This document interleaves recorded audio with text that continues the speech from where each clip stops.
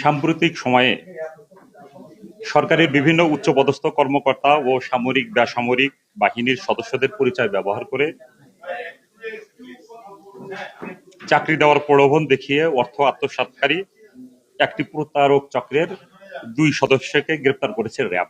প্রাথমিক অনুসন্ধানে জানা যায় যে গ্রেপ্তারকৃত মোহাম্মদ তারেক সরকার একজন চাকুরিচ্যুত সেনাবাহিনীর সদস্য।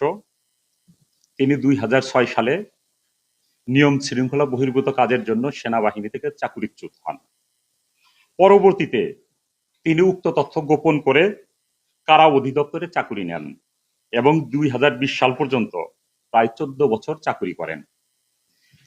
এই দীর্ঘদিন চাকুরি করার সুবাদে এবং কারাগারের বিভিন্ন অপরাধীর সাথে সখ্যতা গড়ে ওঠে এবং তিনি বিভিন্ন অপরাধমূলক ও প্রতারণামূলক কাজে প্ররোচিত হতে থাকেন। এরপরে বিভাগীয় মামলার কারণে তিনি সেখান থেকেও চাকুরিচ্যুত হন। দীর্ঘদিন ধরে সরকারি পরিমণ্ডলে চাকুরি করার সুবাদে সরকারি কর্মকর্তাদের পদমর্যাদা এবং বাহিনীর কার্যক্রম সম্পর্কে তার সম্যক ধারণা গড়ে ওঠে। ফলে তিনি তার পূর্ব অভিজ্ঞতা ও জ্ঞানকে কাজে লাগিয়ে নানাবিধ প্রতারণামূলক কর্মকাণ্ড শুরু করেন। প্রতারণার অংশ হিসেবে তিনি বিভিন্ন উৎস হতে ভুয়া মোবাইল সিম এবং অনলাইনে বিভিন্ন উৎস হতে তথাকথিত ভিআইপি সিম সংগ্রহ করেন। পরবর্তীতে ক্রয়কৃত এই সকল সিম ব্যবহার করে তিনি সরকারি ও সামরিক বাহিনীর উচ্চ পদস্থ কর্মকর্তাদের ছবি ও নামের মাধ্যমে হোয়াটসঅ্যাপ অ্যাকাউন্ট খোলেন। এরপর তিনি উক্ত অ্যাকাউন্টগুলো হতে অন্যান্য সিনিয়র কর্মকর্তাদের সাথে ভুয়া পরিচয় সখ্যতা গড়ে তোলেন ও বিভিন্ন লোককে চাকরিতে নিয়োগের ব্যাপারে প্রভাব বিস্তার ও সুপারিশ করতে থাকেন। অন্যদিকে সাধারণ মানুষের কাছ থেকে চাকুরি পাইয়ে দেওয়ার প্রলোভনে বিশাল অঙ্কের অর্থ লেনদেন করেন। প্রাথমিক জিজ্ঞাসাবাদে তিনি স্বীকার করেন যে গত 6 বছর ধরে তিনি এ ধরনের কর্মকাণ্ডের সাথে জড়িত এবং এসব প্রতারণামূলক কর্মকাণ্ডের মাধ্যমে তিনি প্রায় 1 থেকে 1.5 কোটি টাকা অবৈধভাবে উপার্জন করেন। বিভিন্ন মহলে প্রতারণা করায় র্যাবের নিকট এ বিষয়ে অভিযোগ আসতে শুরু করে। মোহাম্মদ তারেক সরকারকে নরসিংদীর সদরের সঙ্গীতা মোড় এলাকা থেকে গ্রেপ্তার করা হয়। গ্রেপ্তারের পর তার বাসা তল্লাশি করে প্রতারণার কাজে ব্যবহৃত বিভিন্ন ইলেকট্রনিক্স ডিভাইস ও আলামত জব্দ করা হয়।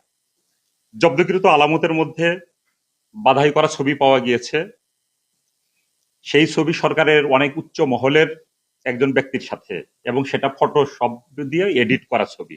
বাস্তবে সেই ছবি তার সাথে ছিল না এবং এই গুরুত্বপূর্ণ ব্যক্তির সাথে তার এডিট করা ফটোশপের ছবি দিয়েও বিভিন্ন কানে প্রতারণা করতো যে তার অ্যাক্সেস সরকারের অনেক উচ্চ পর্যায় পর্যন্ত আছে সেটা প্রমাণ করত।